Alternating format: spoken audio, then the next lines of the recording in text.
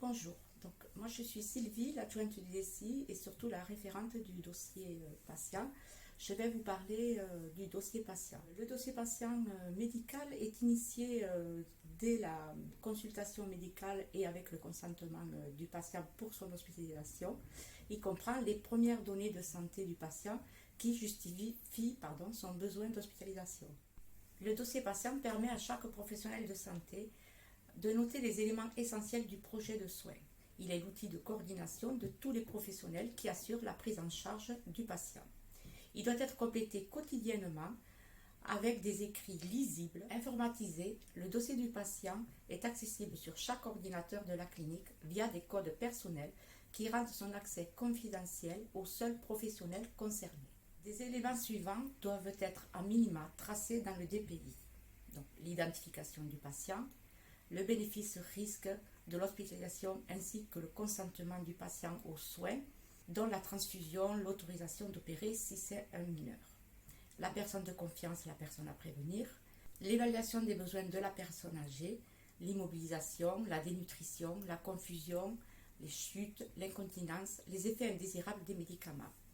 Les surveillances classiques, les constantes telles que le poids, la taille, la douleur, et spécifiques, les pansements, dispositifs médicaux, transfusions, etc.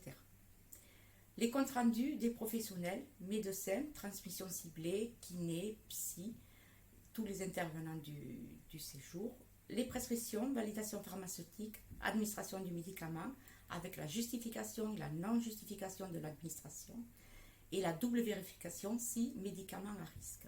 Les consignes sur les traitements médicamenteux, les signes qui doivent alerter le patient et l'inciter à consulter, l'évolution de l'état de santé et l'évolution du projet de sortie, l'information du patient sur la prévention en santé, les documents patients sur la pose d'un DMI transmis dans le DMP via le dossier, l'information sur le dommage associé aux soins, la prescription et la réévaluation de la contention, la prescription et l'information du patient sur la mise en place de mesures d'isolement, la lettre de liaison et les ordonnances de sortie, l'envoi de ces dernières ainsi que les biologies sont faites via le DPI sur Mon Espace Santé. En février 2022, nous avions une conformité du dossier patient à 30%. Les axes d'amélioration, la traçabilité, l'évaluation des besoins, le poids, la personne de confiance et les justifications de la non-administration.